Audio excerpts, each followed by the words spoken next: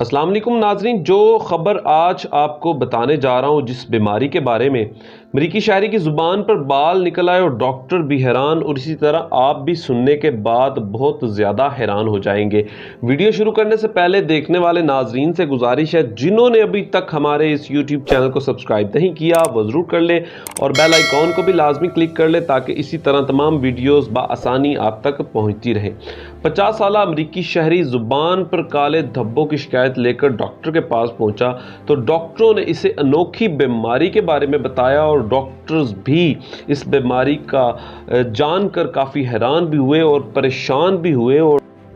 50 سالہ امریکی شہری زبان پر کالے دھبوں کی شکایت لے کر ہسپتال پہنچا جہاں اس میں انوکھی بیماری کا پتہ چلا تو ڈاکٹر بہت زیادہ حیران ہو گئے۔ غیر ملکی رپورٹس کے مطابق 50 سالہ امریکی شہری میں سامنے آنے والی عجیب ترین بیماری نے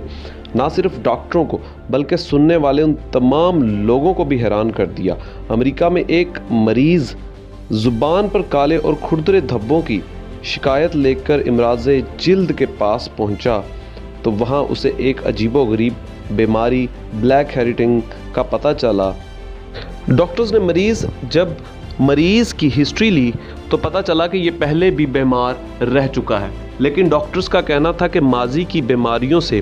اس کا کوئی دور تک تعلق نہیں ہے، اور ڈاکٹرز نے بتایا نہ تو یہ کوئی وائرل یا فنگل یا کوئی ایسا وائرس ہے جس کی وجہ سے اس کو بہت زیادہ تکلیف ہو۔ اس بیماری سے تو نہ تو کسی کو کوئی تکلیف ہوتی ہے نہ کوئی مسئلہ، لیکن صرف یہ نشانات اور دھبے زبان پر رہ جاتے ہیں۔ ڈاکٹرز نے مزید بتایا کہ اس بیماری کی سب سے بڑی وجہ